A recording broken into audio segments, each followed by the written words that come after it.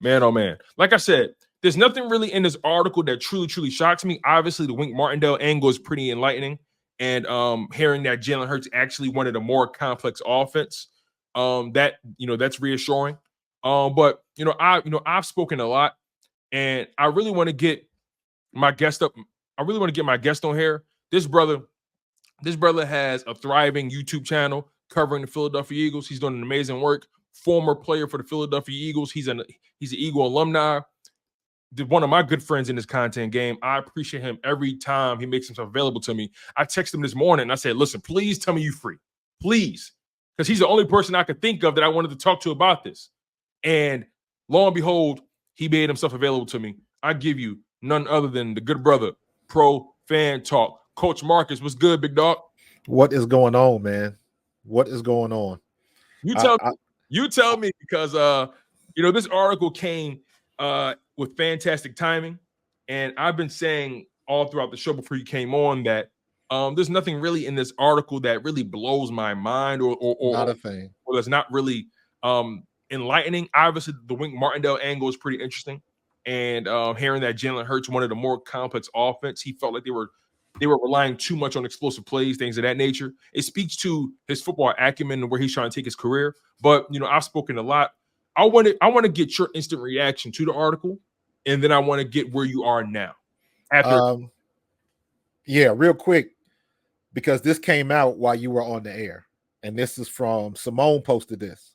Okay, and it is just a real quick clip of Jalen Hurts. Somebody asked him, I think it was Johnny Mack, asked him about the article, and he was like, "Why is that relevant now?" And Johnny Mack was like, "I didn't write it."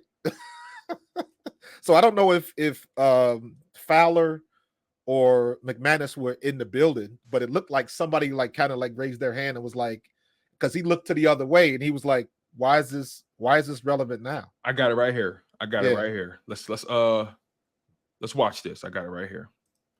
All right. Let me zoom in on this, give us a good view. And let's get right to it. I'm curious to see where is this coming from randomly, this Wink stuff.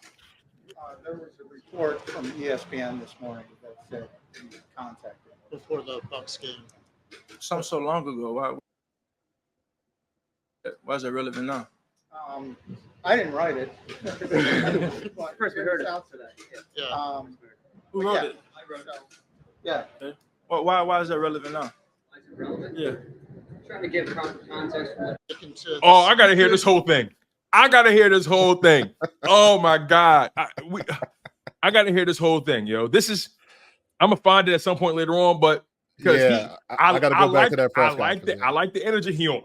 I'm gonna be honest. Yeah. I like the energy Hurts is on. Why is it relevant now? Well, I didn't write it. That's my guy McMullen. I love him. He said, "Hey, I didn't write it." He said, "Well, who wrote it?" "Oh, you wrote it." "Oh, well, What's up?" So exactly. I want you to take the floor, please. Exactly. And here's a good analogy for that. If you start in a new year and you got somebody that comes into camp and all they talk about is the stuff that they did, the yards that all of the stats that they got last year, vets will tell you, "Dude, that's last year. I need to know what you're going to do this year. You can't talk about last year. You did what you did then, but this is a whole new ball game." It's the same situation. And this is where the terrestrial media, we've talked about this before, Tone, the terrestrial old school media meets the social media new landscape, and they kind of collide. And at the end of the day, everybody is guessing, because you already know how I feel about that dude named Sources. You already know how I feel about that. Nobody is the stuff that, first of all, what you said was 100% correct. I agree with you 100%. There was no new information in there that to me was relevant or that would have swayed my opinion one way or the other. Right. I agree with you. The Wink Martindale stuff was kind of okay, I didn't see that coming, but that makes sense. You're looking for an outside perspective. Not the first time I've seen stuff like that happen. But okay. But the information, the overall story, you could have wrote that story a week after the season ended and you would have the same feedback. Exactly. because there's nothing new coming from it. So I'm like, what are people looking for? And again, I will say this, and I don't want it to sound like I'm trying to be, I play pro ball and all of that kind of stuff. But having been in the locker room and understanding the dynamics of relationships in a locker room, it is 180% different than what people see on the outside looking in. Mm. And when people get when you get nuggets or sources, and rest assured that sources is not somebody on that team. Because if anybody ever, and it would probably be very easy to figure out who a source was if it was coming from the team. Right. And you get outed as a rat on your team, that is horrible. That is horrible. You can't come back from that. You can't come back from that because you done broken the trust on the team. The team is like a family. And when you break that trust, people will ostracize you, don't want to deal with you. That whole thing, that is a real element in a locker room because you don't want why you think T.O. and McNabb got so nasty. So to me, that is your textbook example of what a fractured locker room is.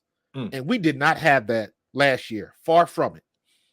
And I said it before and I'll say it again. I think, in my opinion, the reason why the situation didn't get much worse was because the way that Sirianni had a relationship with all of them guys on that team. He is a player's coach. Whether you like him or not, people tend to like him in the locker room and they play for him. Fletch said as much, and a whole bunch of other players have said as much. And the reason why I bring up Fletch, we talked about this before. Fletch didn't have to say nothing. He was on his way out. He didn't have to say a damn thing, but he did. And to me, I'm like, he could have kept that quiet. He could have walked away and nobody would have been the wiser. That benefit, him back in Sirianni served no purpose and he got no gain from it. So why did he do it? He did it because it meant something, and the relationship he had with Sirianni and everybody else in that locker room means something. So everybody on the outside looking in, they're just guessing. This article, I'm with you. Why did it come out now? Why? What difference does it make now? Yeah, because I was reading it and I was trying to find the newness. I was trying to find and look, everyone's trying to sell something, right? Look, even me on my thumbnail, I said ESPN dropped the bombshell. But as I'm reading it, I'm like, not a bombshell to me, but maybe a bombshell to others. And they're marketing it as a bombshell. So why not I market it as a bombshell as well? Nonetheless, I'm reading the article and I'm just saying to myself, okay, I want to pay attention to how each individual is being painted here. From my perspective, Brian Johnson was painted as a mediator / scapegoat. Jalen Hurts was painted as someone who was being held back by his head coach. And Nick Sirianni was being painted as someone who's arrogant and stuck in his ways. What's your perspective on that dynamic? I can see that happening. You trying to Johnson stuck in the middle, because I remember saying that, this is going to be good because Jalen Hurts knows Brian Johnson. They got a history. And then I remember people coming out saying, it's not like you think it is. That relationship is not as tight as people think it is. Mm. And I'm like, okay. And the way it played out, because I remember saying, I was like, they could not have went to bat for Brian Johnson and this be the end result. He had to show them something better than this. So something's not adding up. The math ain't mathing. So from that standpoint, that kind of makes sense that Sirianni wants to do his thing. And it is quite clear to me, at least, when we went to the Super Bowl, Shane Steichen's fingerprints was all over that. Now, yes, Sirianni had a relationship with Steichen from before, and maybe he was just more intimately educated in what Steichen wanted to do. That makes sense. But now it's all him. He put his hands on it. Now you got an outside source. And, hey, I want to do this my way. I'm the OC. Let me do it this way. But he still, Sirianni's still driving the car, and he got his ways to do things. And it's like, I guess the question is, do the Philadelphia Eagles have an offense, or did Brian Johnson have an offense? And now you can ask that same question now. Is it the Philadelphia Eagles offense, or is Kellen Moore bringing his system in? And for everything we've heard and seen, it looks like this is Kellen Moore's design, not the Eagles offense. Because remember, Sirianni said that last year. This is the same offense. This is the same thing we did when Steichen was here. This is the Eagles offense. Right. He kept saying, this is my offense. This is my offense. And you know, it's funny. And even the story came out earlier this offseason about how, you know, oh yeah, you know, this was Nick Sirianni's offense. I'm like, he been saying that all year. Like, it's blowing my mind how they're so late to the party with everything that the content creators have been locked in on. We watched the press conferences. We've been locked in. He been saying even the homegrown journalists in Philadelphia, and that's why they don't get. Don't you find it fascinating how it's always the national guys that happen to get these major articles, these major stories about these organizations, whereas the people on the ground, they're more privy to the situation than anybody else. Hence why this kind of article wasn't released by them. Correct. You feel what I'm saying? Any one of them could have wrote this kind of article, but why would they? It's nothing enlightening about it. Yeah, I put a tweet out earlier. I was like, y'all just take a gander at what's going on in San Francisco. That's drama. They about to lose their number one wide receiver.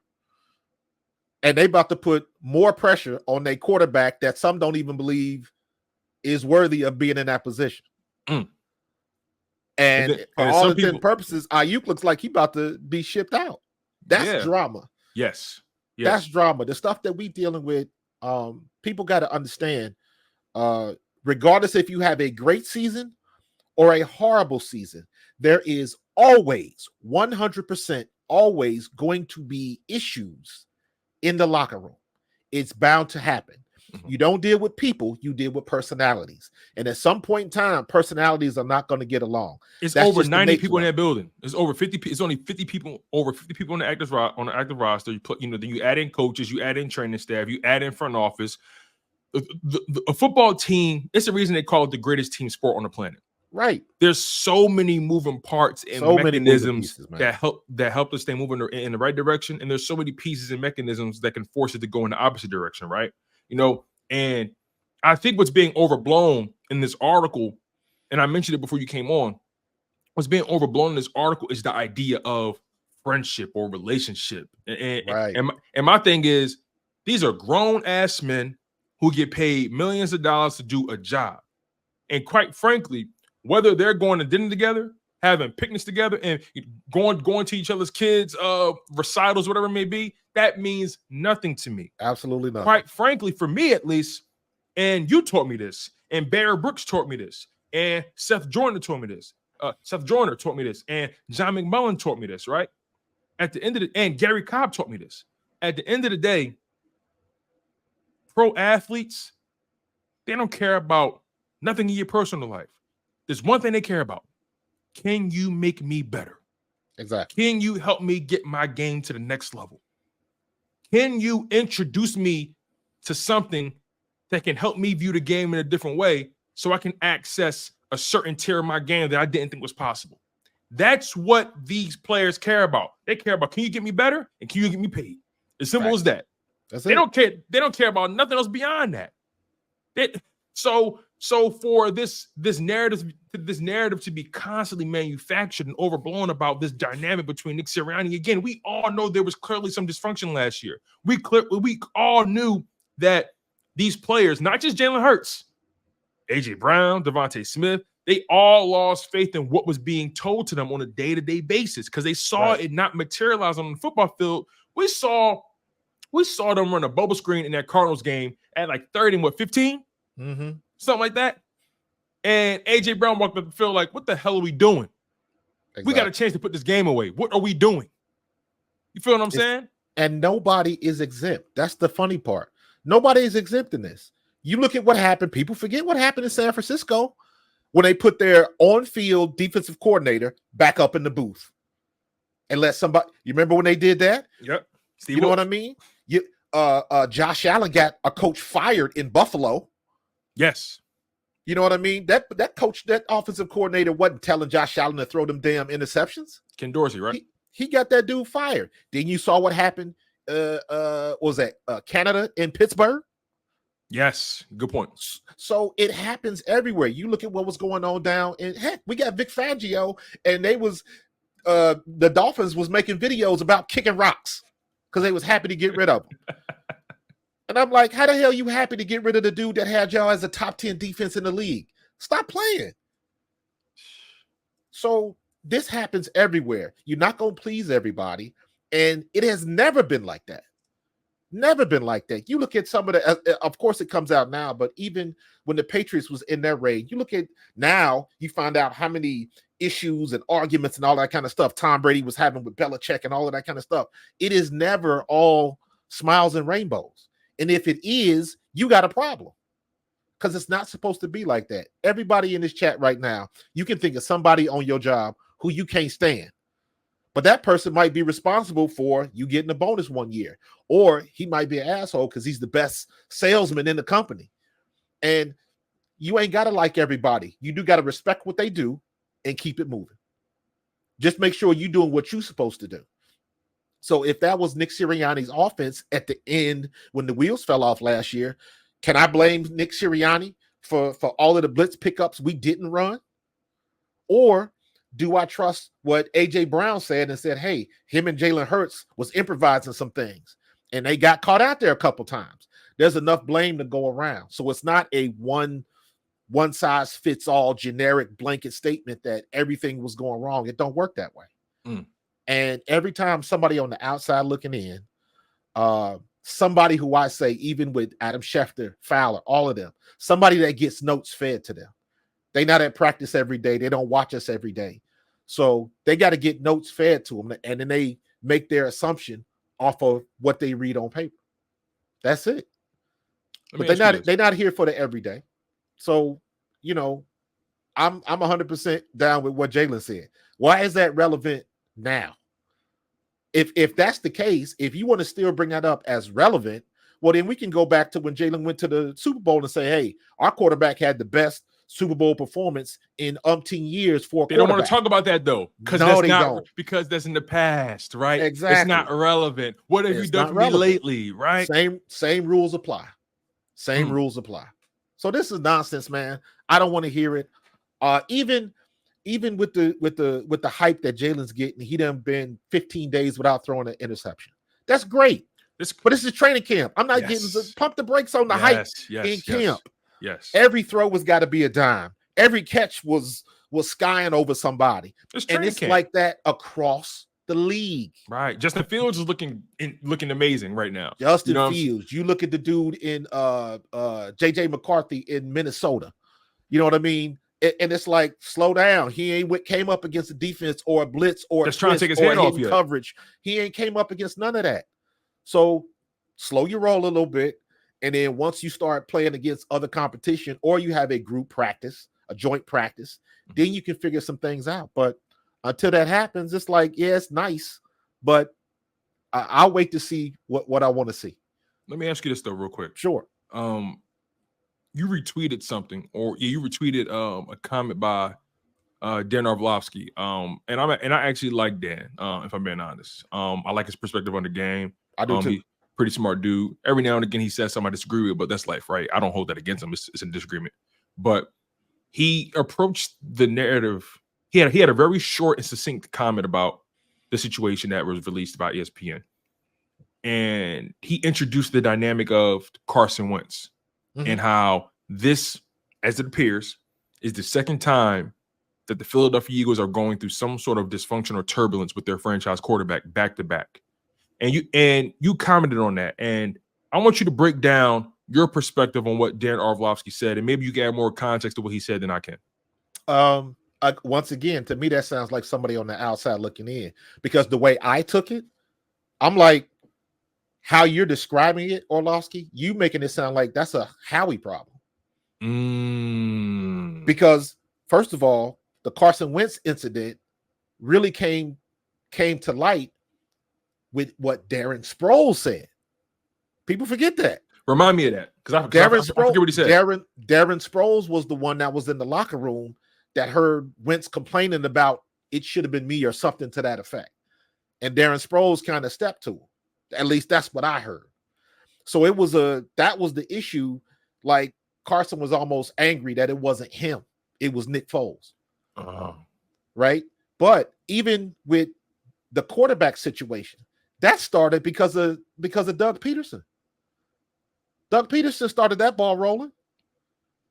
And he was a big relief. He was a big reason for Carson Wentz's success. Then the wheels fell off, but he made the right move, putting Nick Foles in there and all of that kind of stuff. And as infatuated as Philadelphia is with Nick Foles, rightfully so, because he won the ring.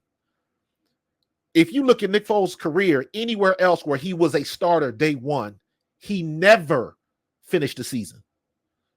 So even that hype can be limited. But the Doug Peterson thing was Doug Peterson wanted, and this is how I'm taking it, because I don't even know the real story. But based on what I saw, Doug Peterson wanted a little bit more power and wanted to make some decisions on who it was bringing up and how he didn't want to make those decisions, or he didn't like those decisions and didn't want to do it. And basically Doug was like, hey, either do it this way or I'm out. Because Doug thought he had the leverage. They're not going to fire somebody that took him to their first Super Bowl. I've got the leverage. And Howie was like, hold my beer. And you saw what happened. Because think about it. When that happened, that didn't make no sense. The guy that just took you to the Super Bowl and you firing him, that's why we ended up with Sirianni, because there was nobody left. Let's keep it 100. There was nobody left. Right? Because they waited long. They waited long to make the decision on Doug, and all the names pretty much were, like you said, poached over. Exactly. So there's a lot. Who got hired that year? I'm sorry, not because who got hired that year? It was Nick Sirianni, Robert Saleh, Arthur Smith, Brandon Staley. Name me all the names. Yeah, I'd have to look it up. I'm trying to think. Out of that pool of head coach, it wasn't many big name hires that offseason. No. The biggest name was probably Robert Saleh because of his ties there at San Fran. Yep. And yet Nick Sirianni is still the most successful head coach of that bunch. So you have to ask yourself, right? Although there was some friction between Jalen Hurts and Nick Sirianni, because I don't think you and I are dispelling that. There was something there. Yeah. There was a disconnect. And we saw it on the football field. Why does a man who has won significantly more than he's lost get speaked about this way? That's a great question, because nobody else. If you took Nick Sirianni's past 3 years and and let's just take that 3-year sample size, and you gave it to all of these other high-profile, experienced coaches, you wouldn't be asking these questions. You just wouldn't. And it comes from the fact that publicly, a lot of people don't like that Sirianni attitude. They don't like his personality. He's loud. He's boisterous. Remember when he was yelling at the Colts right? game? This one's for Frank Wright. Frank. This one's for Frank. And then he went to the what was the game where he was yelling at the crowd going into the tunnel? Giants, right? Was it the Giants or the? Okay. You know what I'm talking about. I know. You know what I'm talking about. I know your point, right? I mean, again, a guy that's in the playoffs, looking at the camera, doing this, like, people don't like that. People don't like that. Even the time he's an easy target. Low hanging fruit, exactly. Even the time when Jalen Hurts like looked at him like, come on, in the Super Bowl, yes. Do that. Yeah. So, but at the same time, he winning. So what do you want? And that's almost the same argument as we have about Jalen Hurts. People hate on Jalen Hurts because he's got to fit in this box, and he doesn't. He's a running quarterback. He's not 6'4". He hasn't thrown for 4,000 yards. So he can't be an elite level top ranked quarterback. That's impossible. It's the same thing with Nick Sirianni. He hasn't been around long enough. He doesn't he doesn't look like a coach, or at least not a coach that I'm used to. And the flower speech and the bad press conferences and all of that kind of stuff. But at the end of the day, we will say this about any other coach. he wins, and that's what is the most important thing. So I don't understand what people are looking for, and the only answer I can come up with is they're looking for that mold that we are used to seeing. I don't think, in my opinion, I don't think Belichick would have been a good fit in Philadelphia. Not at all. And you saw after Tom Brady left, you talked to me about Belichick. Belichick hit the lottery with Tom Brady. He hit the absolute lottery. And he got that guy that turned out to be the guy, the GOAT, and can make chicken salad out of chicken shit. He was the dude to do that. He got lucky with that. He had average at best receiving core basically his whole career, unless you add the year with Randy Moss. And then that year they didn't even win it. They didn't win. Damn near perfect season. Perfect season. But they didn't win. So how highly can we speak of it? Really, you know exactly. How worth it was it? You know, it's funny, right? What do you want? You know, we mentioned Nick Sirianni winning as much as he does, and you know, Jalen Hurts not fitting into this box, right? And you know, I think this coincides with everything that was written in the article with what I'm about to show you, because you know, Jalen Hurts. I want you to look at these numbers with me here, and these are numbers over the past 2 seasons. These four quarterbacks in particular. And Jalen Hurts, he doesn't fit into a box. He's not your prototypical quarterback. He's not 6'4", 6'5", right? He doesn't have the biggest arm. He actually doesn't run the fastest, right? But at the end of the day, him and Nick Sirianni, they're productive. They win football games. They put numbers on the boards. Yet it's still not enough. And you hear the narrative about Jalen Hurts. He can't read defenses, or he's unable to run a complex offense, right? When you read this article, it's very clear that Jalen Hurts has been yearning for complexity. He's yearning for the ante to be upped. You get what I'm saying? And yet his production, and his football acumen and his commitment to greatness is not being appreciated or shown the proper reverence. When you look at these numbers, what do you say to yourself as it pertains to everything that I've thrown at you just now? He gets it done. Point, period, end of paragraph. That's all that matters. If I took Jalen Hurts' stats and gave them to the kid down in Jacksonville, or if I gave him to Joey Burrow, or anybody on this list, or anybody else for that matter, nobody would be having this conversation. But the minute you put his name in front of those numbers, now we got to dig into it. And, well, he didn't do this and he didn't do that. Well, he plays with A.J. Brown and Devontae Smith. Exactly. All of a sudden that was – so wait a minute. Because he plays with A.J. Brown, Dallas Goedert, and Devontae Smith, that's a negative because he got supreme weapons. But when Brock Purdy was doing it in San Francisco with Debo and Christian McCaffrey and Ayuk, that's the benefit. I'm like, well, hold on. Once again, the math ain't mathing. Which one do you want? You're talking about the same issue from 2 different sides. It's bad here, but it's good over here. That doesn't make sense. So people are they hate when they want to hate, but when it's their team, everything is great. And that doesn't make sense. You just at least keep it equal. The one thing that pissed me off about last season was Jalen Hurts should have thrown for probably about anywhere between 42 to 4,500 yards last season. Agreed. But those last 6 games, especially that friggin' Dallas game, when we lost in Dallas, they should have been layups. They should have been layups. They should have been easy. All he had to do was tread water those games. He could have just threw his average, and he would have easily threw for 4,500 yards. The 2 starting receivers dropped the ball, fumbled the balls in the red zone. In Dallas game, yeah. So just he should have been right around anywhere between 42 and 4,500 yards last year if they would have just had an average end of the season. But when we say the wheels fell off, it wasn't just a tire going flat. All 4 of them bad boys just collapsed. The axle broke. You know what I mean? And it was, and I said this last year, right immediately after that Tampa Bay game. I didn't think Nick Sirianni should have been fired. But if he would have been, I would have understood. And I think that's where I was as well. Because firing him under the present circumstances would have been,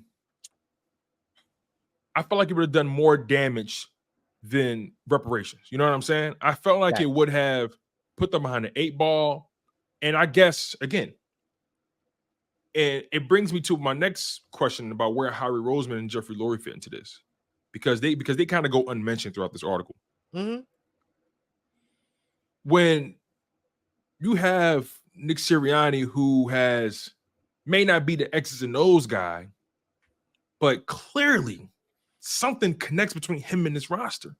Clearly, his voice has some impact, right?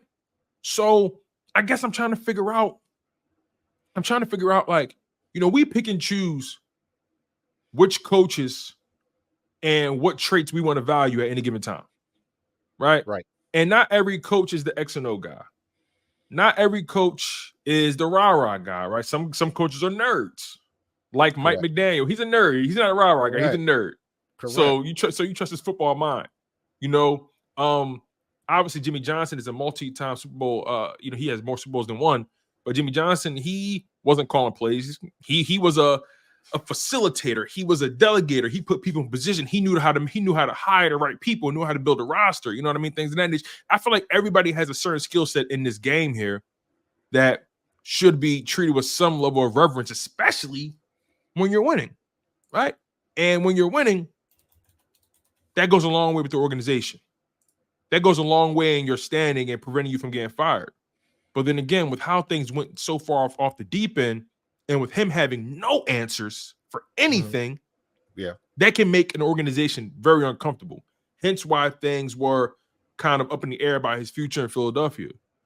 Where do you think Howie Roseman and Jeffrey Lurie fit into this article that's just been released again? No new information, and I'm sure they probably handled all this stuff already.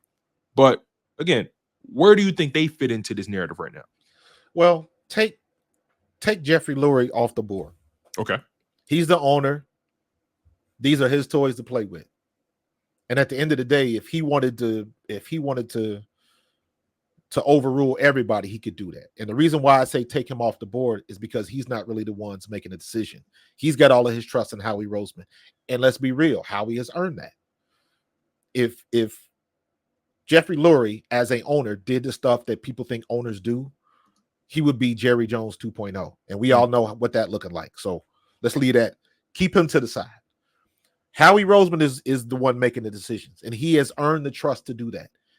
He's made his mistakes, but he's paid enough dividends to earn your trust. I call him the Wizard of Philadelphia for a reason.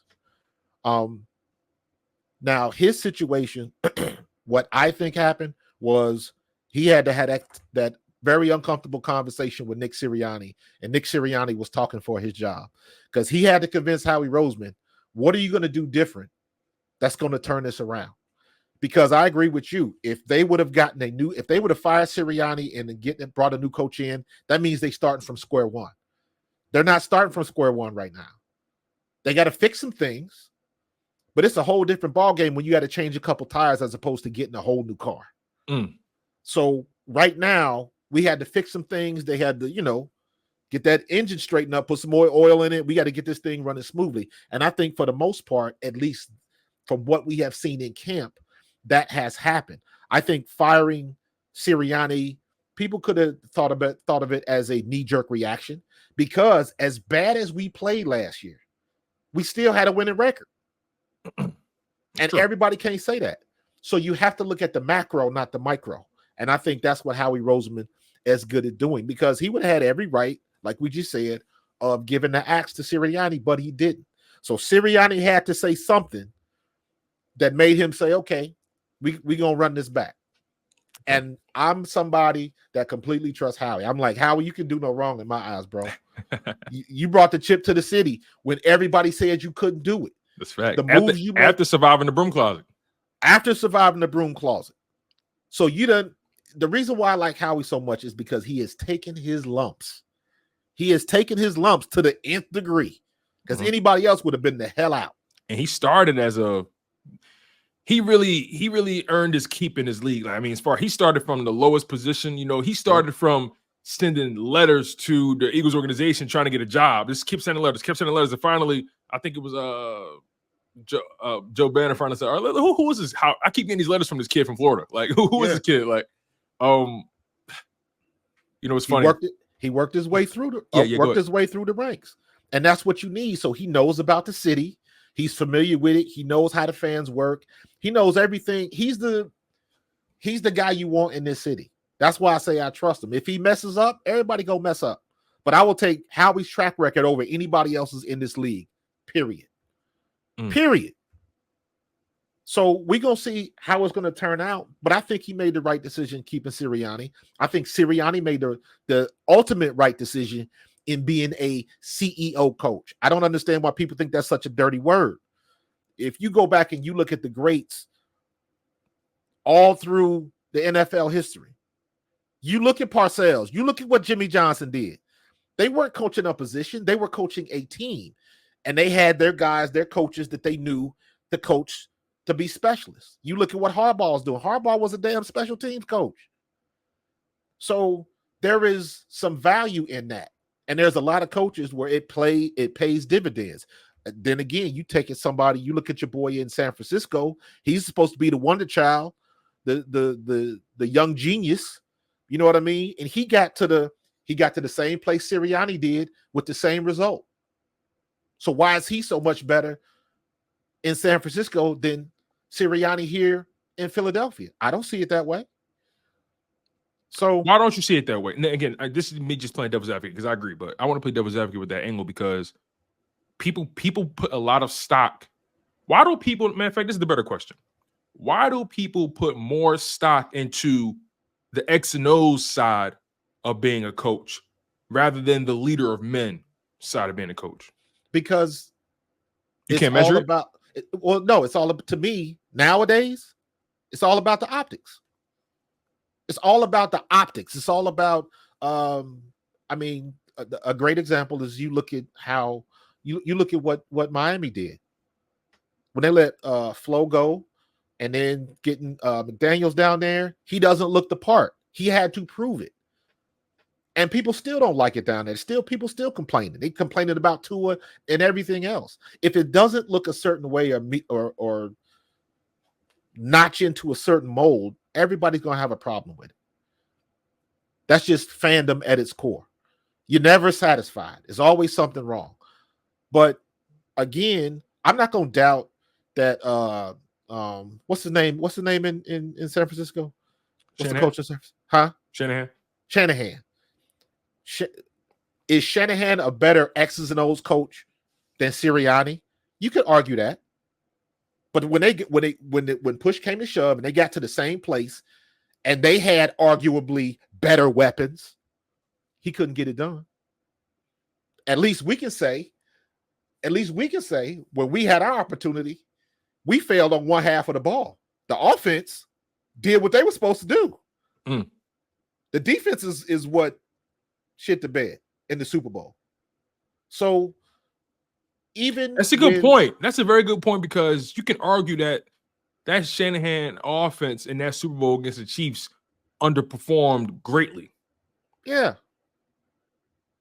And Mahomes didn't have the greatest of games. Right. But so even when he wasn't at his best, you still couldn't get it done. Ain't that speaks volumes. Still couldn't get it done. Then on the flip side, you look at what happened with Dan Campbell in Detroit. And everybody, Dan Campbell was too risky, but that's his personality. Is he the X's and O's guy, or is he the CEO type dude? But you love it when you love it when they win it. But when he takes that same philosophy into a game that probably has more at stake or whatever, now you want him to change who he is. Right. They always say when you go into these big games, the worst thing you can do is change who you are. The worst thing, the best example of that was what happened with Baltimore. Baltimore was killing them, and all of a sudden they stopped running the ball. Example. Like, what are you doing? But even like back to the Dan Campbell thing, they gave Dan Campbell hell because he was too aggressive. But I'm like, hey, the game that I saw, he called the right play on that fourth down. It did hit his wide receiver in the hands, and the wide receiver didn't catch it. That's not on the coach. That's on the dudes on the field not getting it done. So they had that receiver had to go in the film session and had to just be mortified. Because you can't drop that. You make $17 million a year to catch that pass and let your team go to the Super Bowl and you fail. That's not on the coach. That's on the player. Let me ask you this. Right? Circling back to the Sirianni Hurts dynamic, right? Mm-hmm. Kellen Moore is now the in-between guy. He's now running this offense. And Kellen Moore, over the past couple years, his name has come up in head coaching conversations, but close but no cigar, right? This Eagles offense is loaded. They have an opportunity to do great things.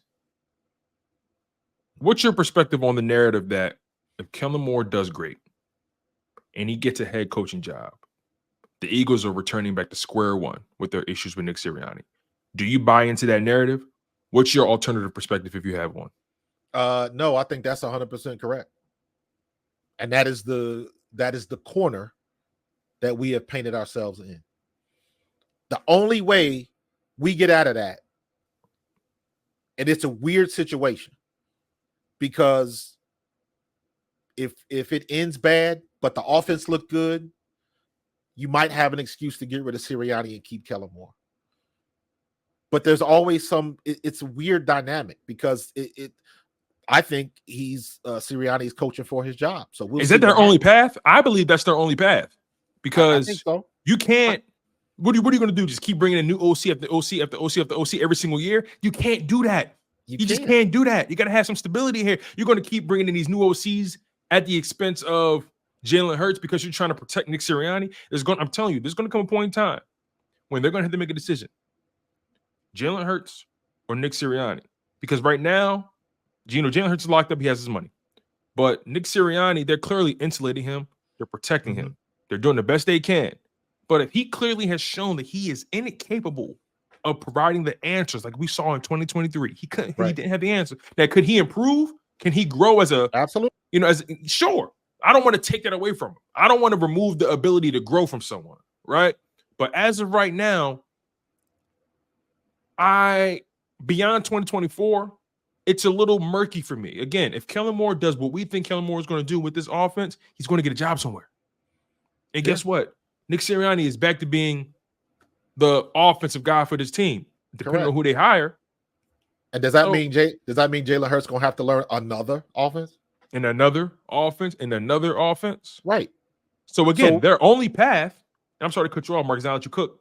Their only path forward, in my humble opinion, because remember, Nick Sirianni signed a 4-year deal, right? Initially. This is his contract year. That's it. They could literally let him go in. It'll be more of parting ways rather than firing.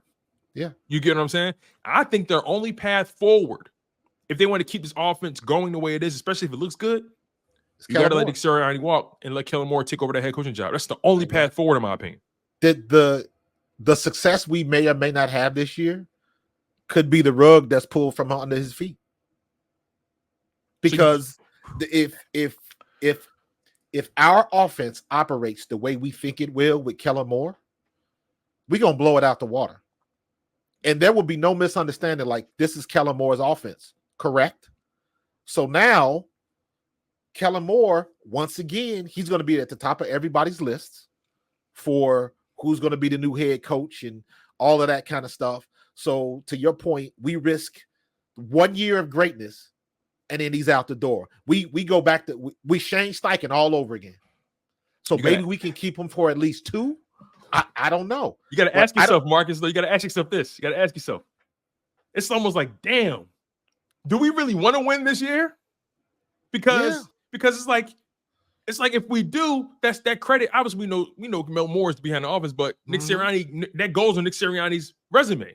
The wins, the NFC Championship appearance or Super Bowl, it goes on the resume. How do you let that man walk? It's gonna be, yeah. And listen, I just saw something in the chat. Who just said that? Twitsy D Jigger. He says Moore could be a good OC and a terrible head coach.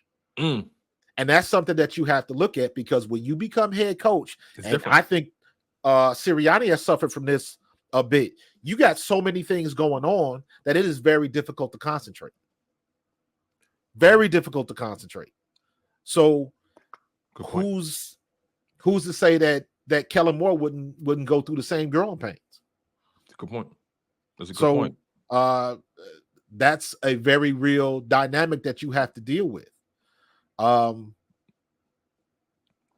want to see I would love to see Kellen Moore just take off, but what I don't want to see is that I can't even say that, because at the end of the day, Howie's gonna have to make that decision. Is our success based on Kellen Moore, or is it based on Nick Sirianni? That's the corner that we are in right now. Yeah. Yeah. And because I look at right now, I'm looking at the Chiefs. Everybody wants to be the Chiefs because they have a legit opportunity to go back for a third time. That's legit. But I'm looking at that is Andy Reid's offense.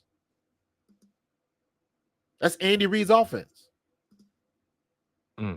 Everybody that comes in, they add to it, or they might put a wrinkle to it. But you know whose it is. You know who that offense belongs to. So you're not reinventing the wheel every time you bring in a new OC or something like that. And it is a known quantity that if you become a part of that team on the offensive side of the ball as an offensive assistant coach, here's your playbook. Work with this. And we're not getting that here. Or at least the playbook that Sirianni is working with is just not a good one. Wow. So we got to look at the reason why I like Kellen Moore. We talked about this last time. I got to look at his track record from when he was with Dallas. The way he was using Zeke with play action, and Dak was killing us. Dak was killing us. I hate the Cowboys, but hey, I do respect the game. And Kellen Moore was using that play action and lighting us up, and we ain't had no answer for it. That's what I want to see with us, because we got better pieces. So what is he going to do? And if he does have the success, I damn sure don't want it to go. I don't want it to leave. I want to re-up. I want to reload. Well, let me ask you this then. Do it again. Yeah. Because is there a scenario where there's not a job out there for Kellen Moore? Because I'm trying to think, right? Who could potentially be on who's potentially on the chopping block this season that can open up a role for him next year? Is Robert Saleh on the chopping block this year? That's the first thing I thought of was the Jets. I'm trying to think. The Jets and the Giants. But you know, when you're a head, see, that's the problem, right? Sometimes these guys, they want to become head coaches so bad they'll take the worst of situations, and that begs the question: what are Kellen Moore's aspirations? Because, and also you ask yourself, why hasn't he been hired before as a head coach? Right?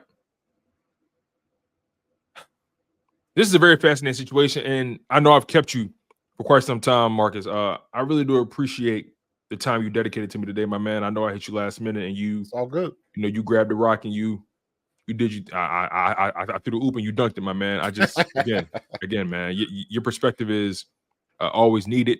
Your perspective is valued to me, my friend. We definitely got to connect again. For sure. Anything you're working on, anything you want to promote, my man, before you get out of here? Tomorrow, I will be. My guest is Brianna Sanders. Okay. Everybody that, if you've seen me, I do a lot of stuff on the WNBA. Brianna Sanders is an assistant coach for Xavier University in Ohio. So I was like, if I'm gonna talk about women's sports, I need to have a woman on there. So I'm gonna do that, get that perspective. And tonight I'll be on at 9 p.m. and probably getting into more of this conversation, man. This conversation, because this is hot and heavy, and it's not going anywhere. And I'm not worried about it, but you know, it's a topic of conversation. We are content creators, so we kind of riding the wave. But the one question I wanted to ask you: who's to say that we are assuming that Kellen Moore wants to be a head coach? We are assuming that he wants that headache. He's a young guy, man, with aspirations. What you think that he? Yes, but what I see is a trend in the last 5 years. Coaches, players, they are really taking a critical look on their position, how it affects, you know, the work and home dynamic and all of that. You see players are retiring in their 30s now, they early 30s. Mhm. You're seeing that more and more. You see coaches like kind of hanging back because people are really getting a look of the sacrifice that you got to make. And a lot of people right. are saying to themselves, like, hey, I'm already making great money. My kids already got generational money. Now I'm about to take a job where I don't ever see my kids. And you look, and I'm more stressed out. Exactly. 2 examples to your point. My kid was a baby and now he in high school. You lost a lot of time, bro. Time is the one thing you can't get back. And to your point about that, 2 names that come to mind through this last head coaching hiring cycle, there were 2 names that were supposed to get head coaching jobs and they were this close, but they say, you know what? Never mind. Ben Johnson and Bobby Slowick. Ben Johnson, I think he was right there. He was right there with the Commanders. I think he was on a plane. Then he turned it right around. Bobby Slowick, I think he was supposed to get a job somewhere else as well. And they just say, you know what? Nah, I like my situation way better. I think to your point, I think you're right. I think a lot of these coordinators are saying, why am I going to put myself in a situation where it's not optimal? We don't have players, so you can just make me the scapegoat in 2 to 3 years, and now all of a sudden my resume and the reverence that I've earned in the league is now being called into question. Do you think Bieniemy went to Washington thinking that he was going to have a legit opportunity to be the head coach there? I think he did. Right. Now he's in college. He would have been better staying in Kansas City. And then you got to ask yourself again, why? What is it about Eric Bieniemy that he's not a head coach yet? Anybody else in that position with Andy Reid that long, they'd have been my first hire. They wouldn't have had to interview or do all of that other nonsense, jumping through hoops. Why is it he doesn't have a head coaching job yet? You raise a very good question, Marcus. And the thing is, right, this situation, as much as we want it to, it's not going to go away. This is going to be a narrative until the Philadelphia Eagles make it through this entire season. Because the way they collapsed last year, and obviously the product looked shaky from the beginning, the way they collapsed last year, I feel like people are going to hold that against them. Oh, is this going to be the game where, they get exposed? Is this going to be the moment where, Jalen Hurts falls off the cliff? Like, it just seems like everyone's going to be waiting for that proverbial cliff to happen. And whether we already know this information or not, whether this is a situation where, we don't really put too much stock into it, they're going to continue to talk about this. This is going to be this is going to be talking points for all these color commentators. Here's where you can sift between the wheat and the chaff, right? There was 2 things that was consistently a gripe last year. The non-motion. Yes. You can kind of lump that in with the blitz pickup as well. We didn't run hot routes. And then on defense, our lack of tackling. Now, the offensive issues, I'm going to blame that on scheme. Sirianni, if you say that was your offense, I'm going to take you at your word. You said it. I'm going to believe you. So that's your fault. Defense, as bad as our defense was, our defense would have been a hell of a lot better. At least maybe lower mid. And saying that's an improvement. If they could have just tackled. Yeah. The tackling was freshman last year. Freshman. I don't know what the deal was. I don't understand that dynamic because tackling is a want. You want it more than the guy across from you. And when you get to that level, that's an expectation. So I don't know what was going on with that. I don't know if they didn't have accountability in the film room. I don't know. But they couldn't tackle to save their life last year.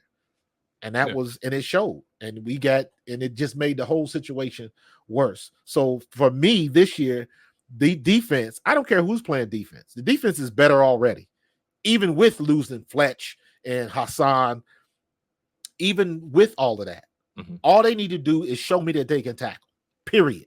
Everything else will take care of itself. I feel that. Offense, based on what I have seen so far in camp, and again, I pump my brakes a little bit, but I like what I see so far. They're doing a lot of motion. They're throwing the ball to the running back, and they're making some things dynamic. So defenses have to figure out what our offense is going to do. Now, let's see if this manifests in the regular season. That's going to be the key. So if I'm pulling my hair out, or if I like to say, when I get stressed out, my hair grows. So if you see me come on the mic and I got an afro or something, they ain't doing what they supposed to be doing, man. But I think we're in a good spot right now. I think the Eagles, I think Sirianni has made the right decisions by, going hands off and letting Kellen Moore. Yeah, and he could get him a hard time. Yeah. And he knows what he's in for. And I respect him for that. He knows what's at stake. He knows his job is on the line. Mm-hmm.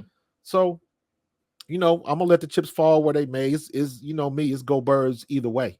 Yes, and sir. the stuff I saw when I was at practice, I liked what I saw. I liked the battles. I liked what I saw from Nolan Smith. Even my guy Nakobe Dean. I'm a Nakobe Dean fan now. Mm-hmm. But yes, it does look like Trotter.